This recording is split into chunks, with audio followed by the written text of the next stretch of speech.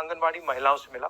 आंगनवाड़ी की महिलाएं देश को चलाती हैं, दिन भर मेहनत करती हैं, अलग अलग काम करती हैं, इसीलिए इनकी सुनवाई होनी चाहिए, इनकी इज्जत होनी चाहिए। सरकार को इनको इग्नोर नहीं करना चाहिए। सुप्रीम कोर्ट ने 2022 में आंगनवाड़ी वर्कर्स इनका संविधानिक पद है, फिर उस हिसाब से इनको ग्रेजुटी लागू होनी चाहिए। और सर 3 साल हो गए, ये सरकार उस बारे में कुछ भी निर्णय नहीं ले रही, सुप्रीम कोर्ट के आदेश को नहीं मान रही है सर। तो ये ग्रेजुटी सुप्रीम कोर्ट ने जो दिया आदेश, वो इस सरकार से लड़ के हमें लेना है, और उसमें आपकी भागीदारी बहुत महत्वपूर्ण रखती है। दूसरा मुद्दा है कि गुजरात हाई कोर्ट ने बोला है कि आंगनवाड़ी वर्कर्स को परमानेंट करिए, और जब तक परमानेंट नहीं कर रहे हैं तब तक इनको 3 क्लास का वेतन दो। तो वो भी मुद्दा उठाना चाहिए कांग्रेस पक्ष ने इसी लोकसभा में। बाल विकास नाम क्यों पड़ा? बच्चों का विकास ना है, माताओं का विकास है।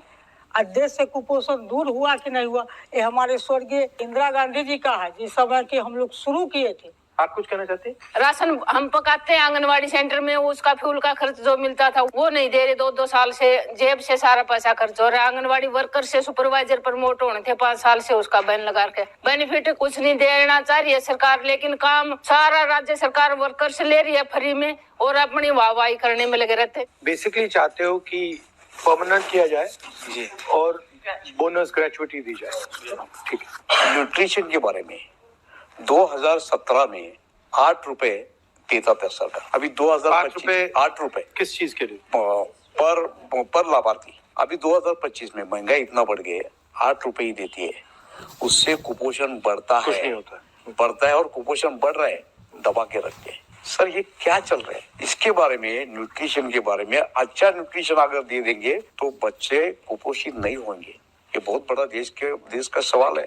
ठीक है, थैंक यू। आंगनवाड़ी सेविका कांग्रेस की बहुत बड़ी आभार व्यक्त करती है कि आज 28 लाख परिवारों को कुछ भोजन भी मिल रहा है काम करके। और माननीय प्रणव दा जब वित्त मंत्री थे तो 1500 से 3000 रुपया कांग्रेस के टाइम में हुआ था, वो भी बजट सेशन में ही हुआ था।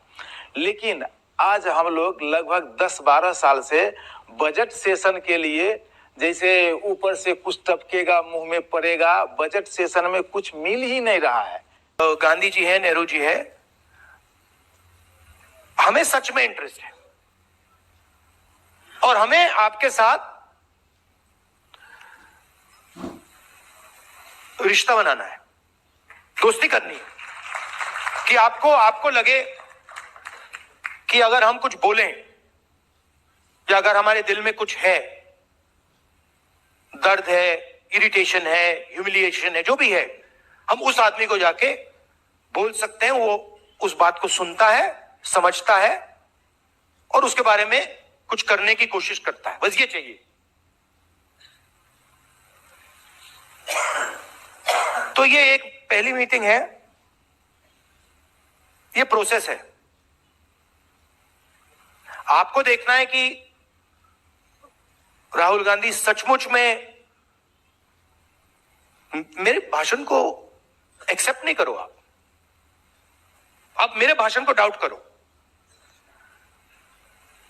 और फिर आपको मुझे देखते जाओ 1 महीना, 2 महीना, 3 महीना, 6 महीना, 8 महीना, 10 महीना, और फिर आप देखो कि ये आदमी सचमुच में हमारे इंटरेस्ट में काम कर रहा है या ऐसी आलतू फालतू बातें कर रहा है।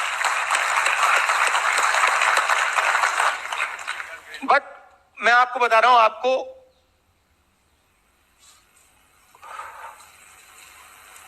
कॉन्फिडेंट रहना चाहिए।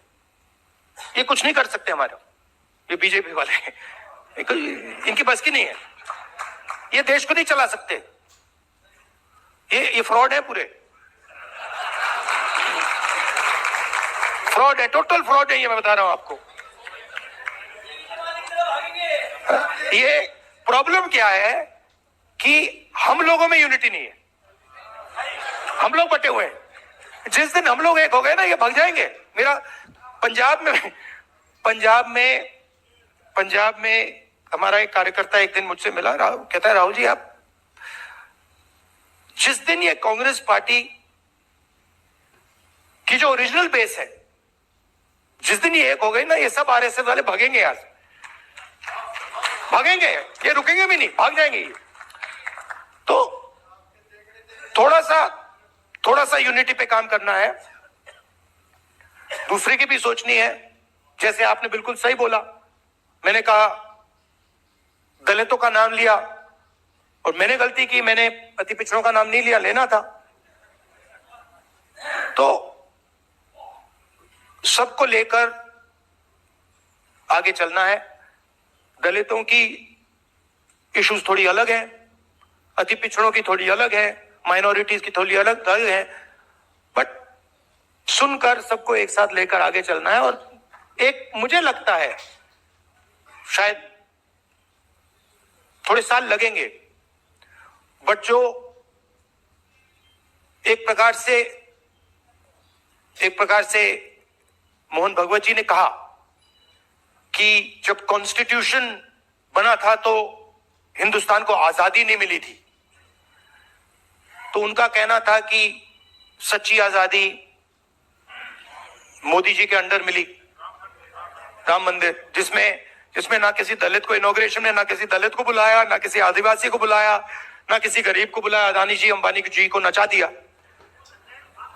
तो उन्होंने दूसरी आजादी की बात की,